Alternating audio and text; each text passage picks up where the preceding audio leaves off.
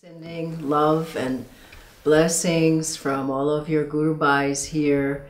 There are people from around the world here. We've just finished a wonderful program this evening, which we'll tell you more about. But we've had a very uplifting, a very blessed time. You all were in our thoughts. I think there are maybe 30 people here or more from India. Beautiful presentations, talks by our Indian Guru Bhais that we'll tell you about more later. But we wanted to take this time to connect with you directly and to let you know that everyone here, and I believe all the devotees around the world, are all united as Swamiji's children, as Master's disciples.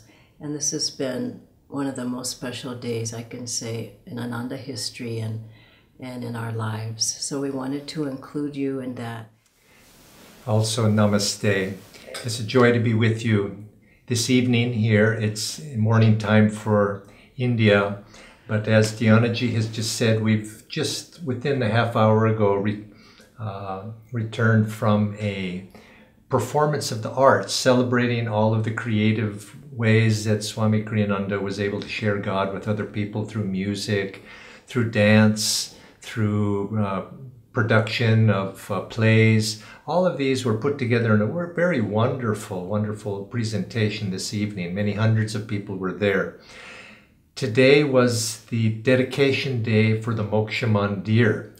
This is a very beautiful, small building, but exquisitely landscaped and exquisitely detailed in all the finishing details for the building, where Swami Kriyananda's remains have been placed, and they're now there. And this is intended to be a pilgrimage spot. And I anticipate in the years ahead we're going to see first thousands and tens of thousands, and perhaps in future times even hundreds of thousands of people coming here to Ananda village, where the Moksha Mandir is located, to receive the blessings that even opening today, one can feel those blessings. But as devotees come to a place, a special place like this, where the remains of a great saint are laid, there is a special blessing there, and everybody who comes adds their blessings as well to that place. And so I think in the years ahead, if any of you have the blessing and the opportunity to come to this holy place, I really very much recommend that you do. Today we had approximately, I don't know the exact number, but I had heard it was somewhere in excess of 600 people who came, which is quite remarkable because Ananda village is not in a city. It's quite a distant ways out in the countryside in the forest setting, as you'll see from the slides that we're going to share with you today. We're going to walk you through the program that we had today with photographs and explain the photographs so that you too can have an experience as if you were there participating in this occasion. This mandir was conceived shortly after Swamiji passed. So now it's been a little over 2 years. He passed in April 2013, and we conceived of what would be fitting, a fitting place to place his earthly remains. And we conceived of this building at what was a favorite spot of his. When he lived at Ananda village, he had created, or the community, you could say, had created a home for him, which took the name of Crystal Hermitage. It was forest land on a hillside overlooking a river canyon. And over the years, slowly a home was built there for Swamiji, and it was expanded and expanded again. And Swami eventually created a very beautiful garden at the Crystal Hermitage, and this was a favorite of his. Some of you maybe have seen the pictures. There's a book called The Crystal Hermitage, and it's in photographs. And some of you who perhaps had known Swamiji even heard him make reference to that garden. He very much loved flowers. He loved beauty in all forms, but in the flowers, and especially he enjoyed in the springtime here at Ananda village, the tulips would bloom. And so it became a tradition for us to plant many thousands of tulips in the fall, and they would bloom roughly at about the time, actually, interestingly, when Swamiji passed. It was at right that time in April when they were in full bloom. And so he loved to come back at this time of year to enjoy the garden. And in that garden, there was a place where he would, there was a small stage next to pools of water where he would hold concerts, share music, give smaller discourses more to the family, you might say to devotees, not the public at large, because this was next to his home, and we tried to keep it private. But over the years it developed into a very beautiful spot.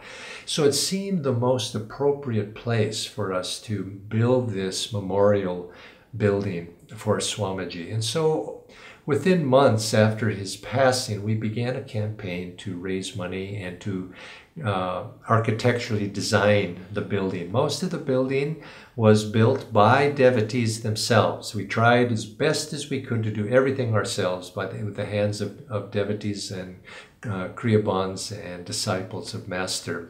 A few specialized things, of course, we couldn't do, but we had compatible construction help, people who were sympathetic to our endeavor. And many people in the local community or public around Ananda village were inspired to see this building take shape.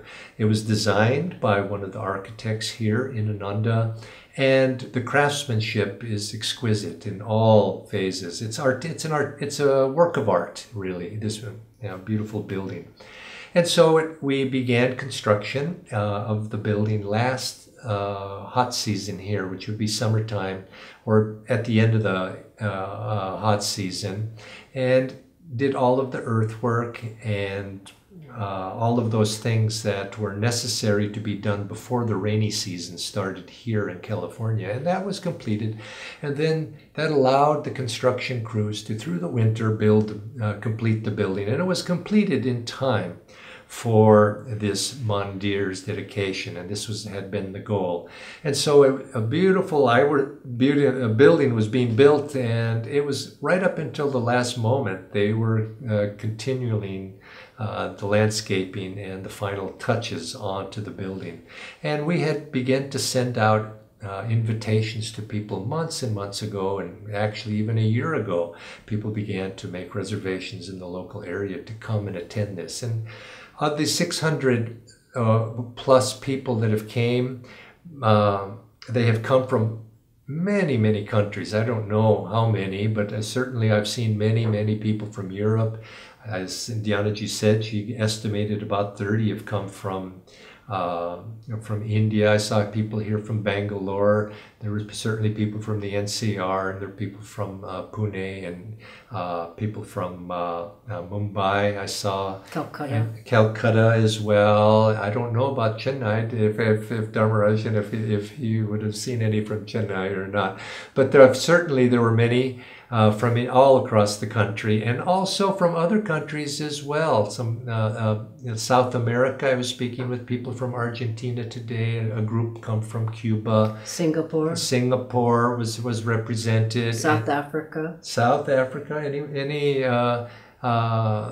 And just about every continent had a representative coming, and it was such a lovely thing to see the respect and honor that people were bringing to share with the great saints such as Swami. I'd like to mention something that I mentioned this afternoon. In the morning, we had the dedication of the mandir itself. This was the focal point of the weekend or the Saturday event. And in this evening, we had the performance of the arts. But in the afternoon, we had a panel of us. We're sharing stories and giving honor to Swamiji's legacy. And I mentioned something that I'd like to repeat here, that Swami had said about Master that a great soul, such as our Master, Paramahansa Yogananda, is often not recognized to the degree in that lifetime that they are in later times, centuries. And so Swamiji would say, although Paramahansa Yogananda was recognized as a great saint in the early 20th century by many, the full extent of that recognition probably wouldn't come to fruition perhaps for centuries into the future, but that Swamiji had predicted that in centuries ahead, Yoganandaji would be recognized as the guru of this age, and he would be seen in that perspective. But now you could say it's as being too close to something. We don't see it in perspective. We have to have a little bit of distance. And then with that distance, we begin to see them in full perspective. And I think we're beginning, and we are seeing that with Swamiji as well. When he was alive and with us, it was wonderful and dear to have him. But he was, as I've been with him for 40 plus years, he was always there. And so in a sense, because he's always there, I feel reluctant to say, but in some ways you take him for granted because he was always there for us. But now that he's gone, we miss him in that way, yes, but we also begin to see the greatness. We begin some of the peripheral things of a person's life begin to fall away, and the sharp features that made him who he was begin to become clear, and we begin to see that. And many of us have experienced, perhaps it's those of you who knew Swami also, and keep him in your heart, have experienced the closeness of his presence now that he has passed. They say that the great saint is, when he's in his body, he's in a sense confined, because he has to play a certain role in life. Master said, like when he took form, he incarnated as an avatar, he incarnated. He said it was like putting on a hot overcoat, but I get used to it, he said.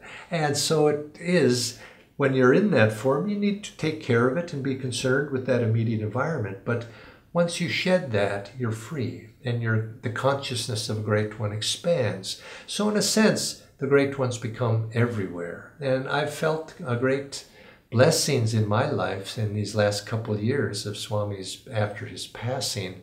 And in a sense, I think I can say I feel him more now than I did when he was alive. I'm somewhat ashamed to say that because it means I should have paid more attention. But I think I've heard other people say the same thing. When we have a beautiful thing with us, sometimes we don't give it the attention really that it's due. Now, Swami, so we had the dedication, the building was finished, and we invited people, dignitaries, to come. We had, as we show the slides, we'll introduce the various people that spoke on Swamiji's behalf. And as we go through, let's share those slides. And as we see them one by one, we can pause from time to time to explain in greater detail. So let's show. And then, Dhyanaji, if you could explain a few, and then we'll share in the explanation. Okay. Yeah, there was beautiful chanting before the program began. And as Jayaji said, about 600 people or more, I think more were there. And you see in the background of this slide, the roof of the Moksha Mandir, and people were seated out in front. You can see some of the people from various colonies, you see Dayan Keshava from Delhi, Tushti Surendra from Pune, and so there were people from all of the Ananda colonies and all of the centers, and I think probably most of the meditation groups as well. What you see here is, I'm not sure if we have photos of the crowd itself, but what you see is this is the front few rows where the special invited guests and dignitaries were sitting. And you can see on the left there's a pool there of water, and then on the other side of that pool is where the large audience, this is one section of it. You see this is probably there's 150 people there. And as if you could imagine yourself panning to the right, you would continue that around in a horseshoe shape of up to 600, 700 people. in that direction. This is Arjuna, one of the monks here, and he's starting off the program blowing the conch. He did a beautiful job. He blows the conch in all 4 directions to begin the Moksha Mandir dedication. Now we begin the processional, and the monks are bringing in the murtis that are going to be installed in the Moksha Mandir. This is one of the monks with the Divine Mother murti. Again, this is Brahmachari Surya. He's bringing in Babaji, or is it Jesus? Yes, that's Jesus. He's bringing in Murti. This was a very sacred moment. There was no music. It was very quiet, and people were very deeply moved as the murtis were being brought in. There are different ones of the monks bringing in. This is Lahiri Lahiri is coming in. Then this is another monk bringing Shri Yukteswar. And this is Master being brought in. And then you can say who these monks are. Then following with this bronze bust of Swamiji being carried on this palanquin. And you can see, some of you know the brahmacharis in the front here. On the left is Brahmachari Aditya from Pune, and that's Brahmachari Jamal, also on the right, also from Pune. This is a special box that actually 2 years ago at Swamiji's passing, we began to write messages to go into this box, and just messages from one's heart, some special words that you want to say to Swamiji, leave with him. And you can still write those, email them. You can go on ananda.org. But this box will be put just next to the casket where Swamiji's remains are, right underneath the Moksha Mandir, right below the floor. So as I say, you can still send in messages if you would like. And they said hundreds and hundreds of messages have come in from people just thanking Swamiji, offering their love and gratitude. There you can see on the left-hand side, the bust of Swamiji has been placed there by the altar at the front of the audience. And Jyotishan Devi Ji began the whole program, welcoming people, and they offered a prayer. It was a very deep, moving time. Yes, Daljit Singh from Gurgaon. Many of you know Daljit. He came in attendance and explained the significance of the lighting of the lamp.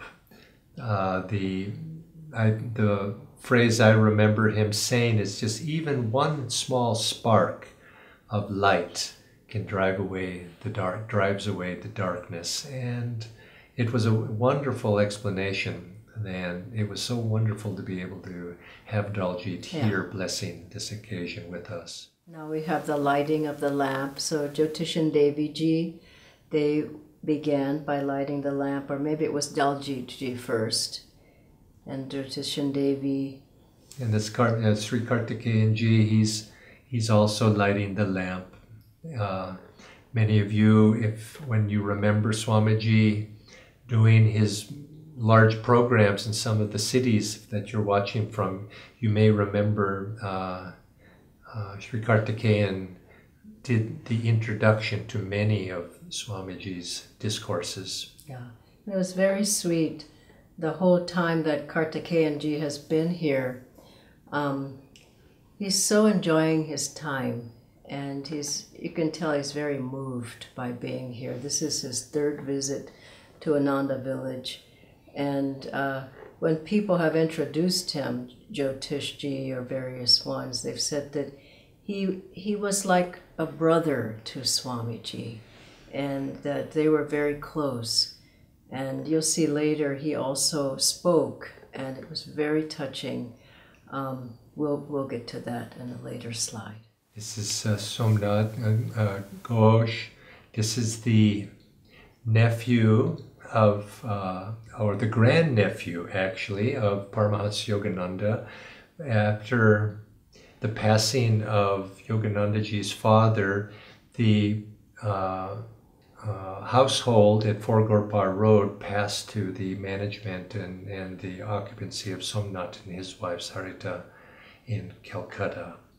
Some of you have been to the home of Master there in Calcutta, and I think hundreds of Ananda devotees and devotees from around the world have gone there. We were just there in January with a small group from Gurgaon.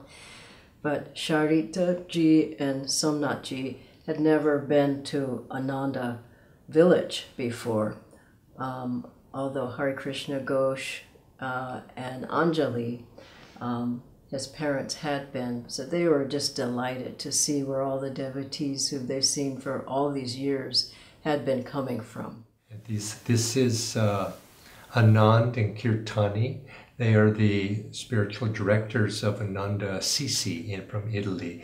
There's a group of 40 pilgrims came from Italy, and so it's been quite enjoyable to have devotees from Italy here. So many of the chants that we've been doing have been in Italian.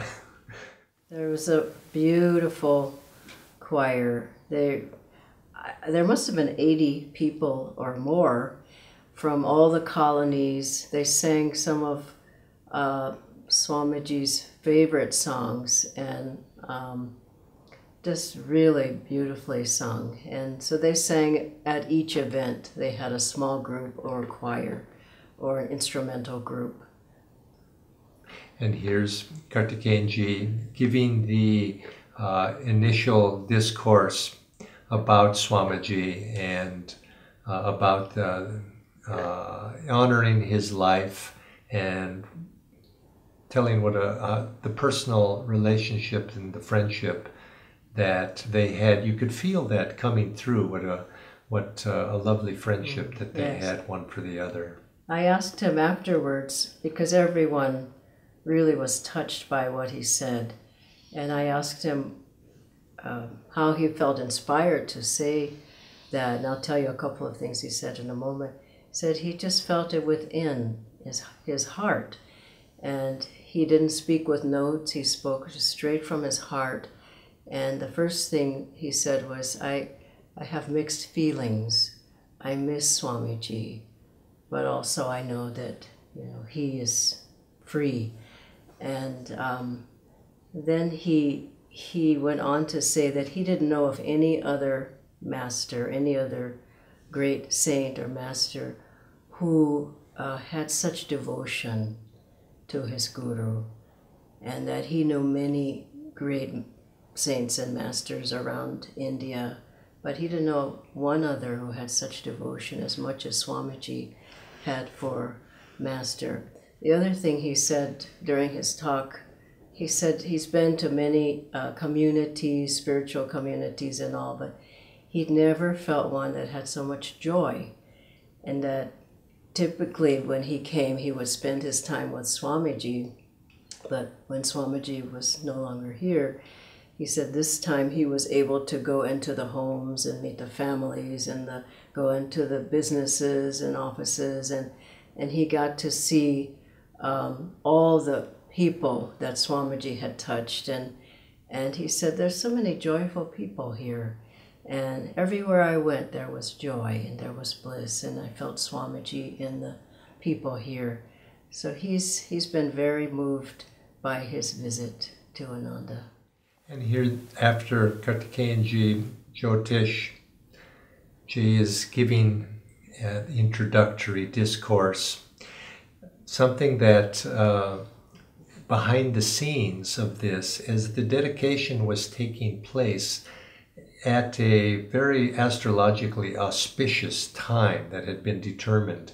And so in the weeks preceding this, or in the days preceding this, they rehearsed each of these sections of having the procession that you all see in the initial procession that started, so that it would end up the timing of the installation of Swamiji's bust into the mandir would take place at an appropriate astrologically auspicious time. And so it turned out to be that it went just according to plan.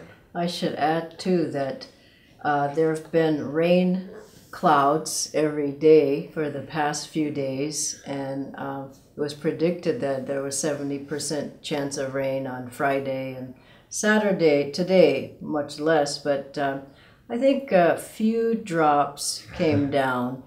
But the programs went ahead, and the sun came out just at the moment when the program was about to begin to dedicate the Moksha Mandir. First it was chilly and everyone had shawls on and blankets or whatever, and then the sun came out and people started taking their shawls off, and it was a blessing from Divine Mother just to say when the sun came out. It was a very special moment. And then of course Deviji also followed with a very touching and moving discourse honoring Swamiji. Now is the procession to go down into the Moksha Mandir.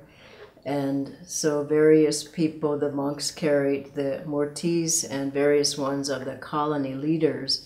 This is Riman and Padma, who are the spiritual directors of Ananda in Seattle. And so they are carrying flowers to offer to the murti as they... Here again, each of these murtis is installed in a small niche in the mandir itself, a little altar space for each one in each of the directions, and each one of them has their own spot in the mandir. This was a very, very special time too, and there was just Swamiji chanting Om being played during that time. And as we passed by with the murtis and the flowers, everyone's devotion was very focused on bringing their devotion and their love into each of the murtis. This is Nayaswami Daiva and Gangamata. They are the directors of our work in Portland, Oregon.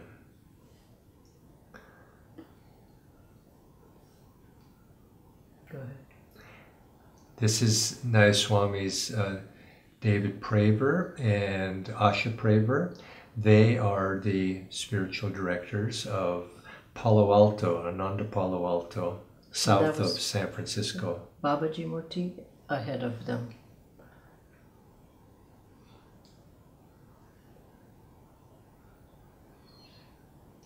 Some of you, I'm sure, recognize Dharmadas and Nirmala.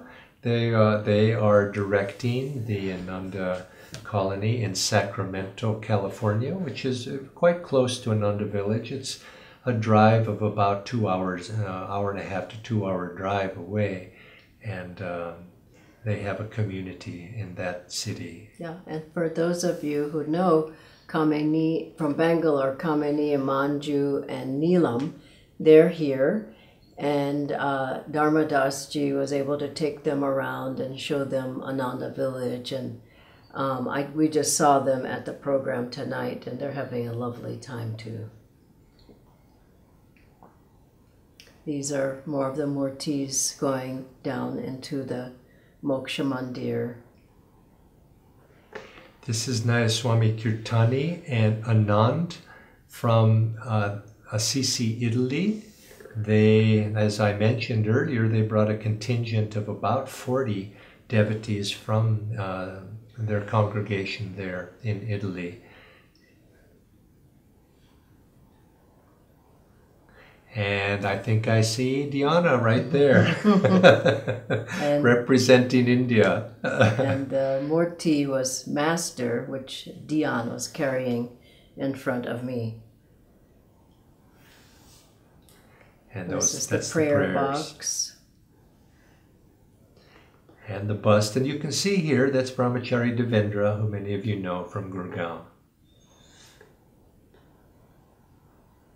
And then the rest of those in the procession follow the murtis and the bust of Swamiji into the mandir. Jyotishan Devi Ji, Kartikeyan Ji, Somnath and Sarita. And there you can see the entry there. The Jamal and Aditya are bringing the Murti in to install it on that pedestal there you see on the right side where the flowers are. They're going to place it there. And this is in the entry. The entry into the mandir is on the left side, which you cannot see.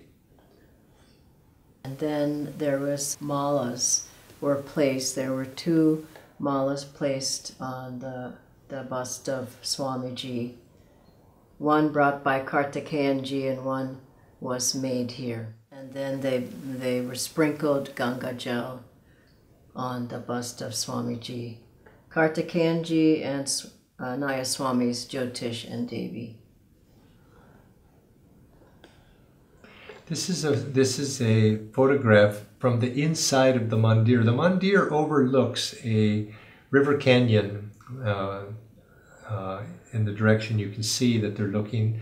Jyotish Ji is leading everybody in a prayer in a microphone.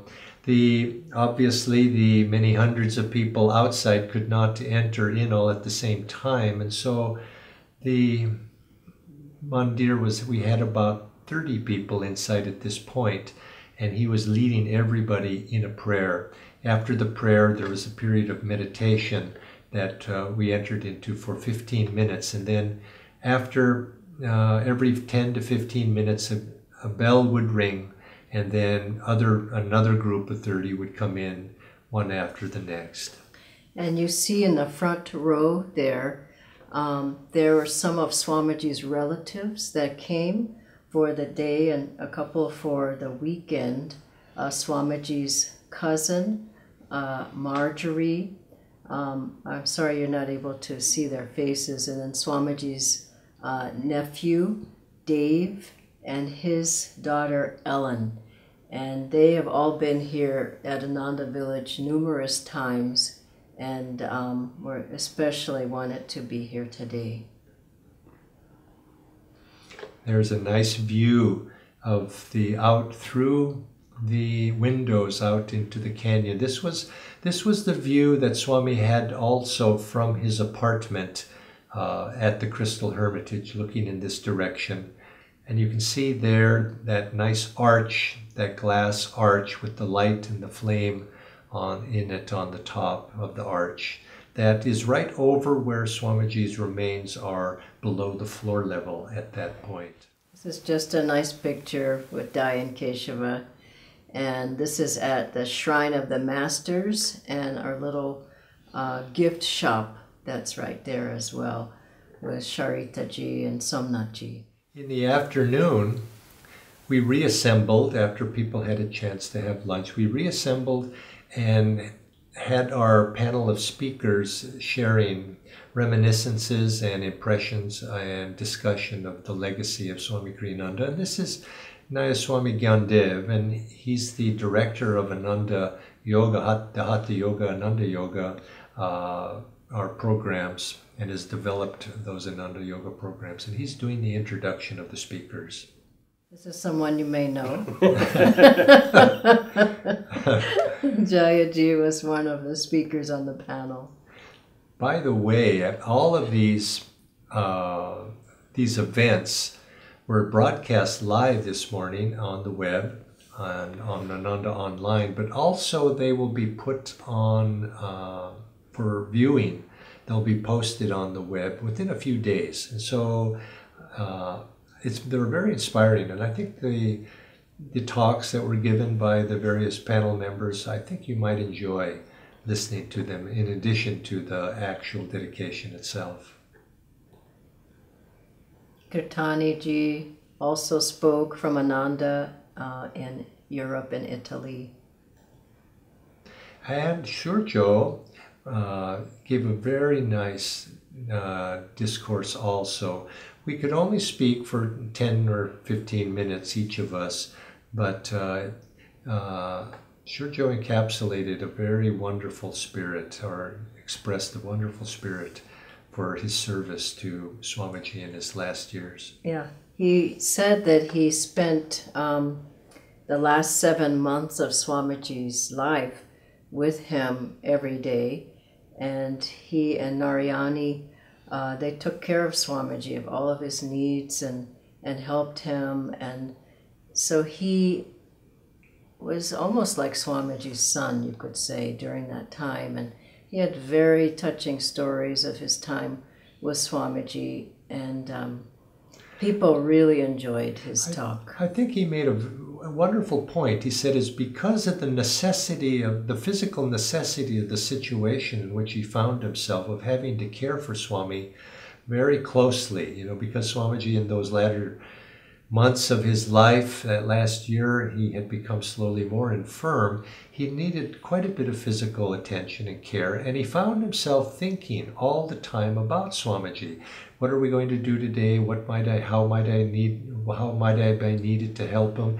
And he found in that process of being, you might say, by the press of circumstances of having to think of Swamiji all that time, he found that he started to become in tune with that flow, just like we're instructed to think of the Guru all the time. Well, he found that circumstances made him think of Swami, and he found his consciousness changing. Narayani also spoke and told some very beautiful stories of Swamiji. You'll certainly want to hear these talks, and they'll be available for you can listen to. And this is Anand telling some quite humorous stories of Swami in his time with him in Italy. And finally, the last speaker was Swami Asha, and she summed up very beautifully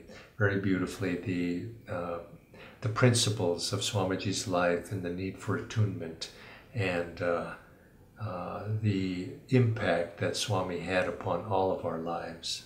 And this is our last slide as well. You'll be seeing, as we've said, and by the way, if you do have any questions, you're more than welcome to send those questions in. You'll be seeing these posted online in within a few days. I think something like this, when you have a ceremony, you have an occasion to be able to honor somebody that all of us loved very deeply. It has as I echo what Sri Kartikeyanji said, it's mixed feelings about it. On the one hand, you're very happy for Swamiji, and you're very happy that in the sense that he attained his freedom, and it's joyous to be able to celebrate and to remember that. But it's also a little bit of bittersweetness because you miss him. I miss him. I mentioned earlier that perhaps we take him for granted, and his presence had always been there. But Swamiji was such to me, a unique individual. I had never met anybody quite like him before meeting him, and even after meeting him. I never met somebody just who had embodied all of these qualities, great qualities, but expressed them so naturally. It wasn't, he wasn't a person who you felt was feigning spirituality. It was just who he was. He wasn't playing a role. He was Swami Kriyananda, and you could feel that his sincerity as a devotee, his sincerity as a disciple, was something that each of us who were associated with him, we wanted to have that same sincerity. He modeled the behavior of how a disciple should be. And so seeing that in him, and he never, it made it easier for us. He never held himself at a high level. And one thing he never did, he never tried to convince other people by saying, well, I should know better because I was a direct disciple and lived with masters these years. He never did that. He was always humble. He was always somebody who understood what each of us were going through in working out our relationship with Master. And I just felt after when I first met him, I was intrigued because I had met a number of great saints and saintly people, at least before that, but somehow they weren't mine. And when I met Swamiji, I thought, I like this man, but I didn't know why. And it took me quite some time to understand why, because it started with the feeling. And often on the spiritual path, that's where we begin. We begin with the feeling that we have in the heart, and we begin to develop that feeling. And then the mind comes later. Just as we say in yoga, the mind follows the heart. But that heart can tell, yes, there was something there. And I think all of you know what I'm trying to say. You have that feeling that, yes, this is my path. This is my guru. This is my spiritual family. Yeah. And I think to close, the feeling of the weekend, and tomorrow we go to see The Answer, the movie about Swamiji's time with Master. But the feeling of the weekend is just it's very sacred, but it's very joyful. And people from everywhere who loved Swamiji, who received his guidance and his direction, and who received his love. They're all gathered here, and every event, every occasion, every meal, as you walk down the roads here at Ananda, people stop and talk with you, and it's like a family reunion, and we're all Swamiji's children, and it's just a very uplifting vibration, and you can feel Swamiji here in the heart. And one thing Narayani said during her talk was that she had tried, I won't go into the whole story, but she had to try to understand the Bhagavad Gita. I mean, Swamiji wrote the essence of Bhagavad Gita, and she was invited to read some of the pages, and her English wasn't very good, and she brought a dictionary with her and tried to figure out what Swamiji was saying. And he said, "What's that?" And she said, "Well, I want to understand, what you're writing." And he said, "Don't worry about that. You will feel it." And she ended with that in her talk, saying, those of you who haven't met Swamiji physically, and that's quite a few people now, that you will feel from his writings, from his music, from the people you meet, from coming to the centers, from the online classes, from coming to Ananda Village, from all the various things, from doing Ananda Yoga, from the techniques, from taking Kriya and becoming a Kriyaban. You will feel him. And he was the channel for Yoganandaji to come to us, and he's very much alive. You feel, I think more than any other time since his passing, from this weekend and in the Moksha Mandir. And also we felt to say that also they recreated Swamiji's office, where he wrote many of the books that we all enjoy. There's the old typewriter that he used to write the path on from way back many decades ago, and the chair that he used in his desk, and everyone was able to go and see his old office. And also we were able to go not into his meditation room, but the room right next door, which was a closet before. They've taken the wall down and put up a glass.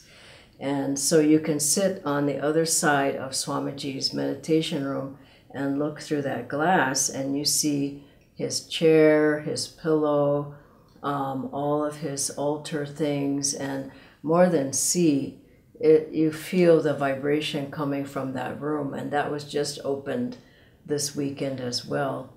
And Swamiji's bedroom, people were able to go in there, and the sitting room where he spent so much time, and his special chair was there. And these places are very holy. And I remember one talk of Swamiji's where he said, he was talking about pilgrimage, and he said, we're creating pilgrimage places. And that really struck me, because we go to all the pilgrimage places, but after this Moksha Mandir opening, I felt this is certainly a pilgrimage place. He's exactly right. People will come from around the world to go in there and feel the vibrations that I think are more powerful than any spot at Ananda.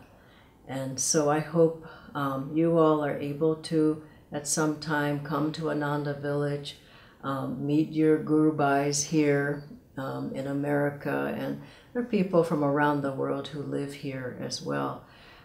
And we hope that you're able to feel the vibrations from the weekend.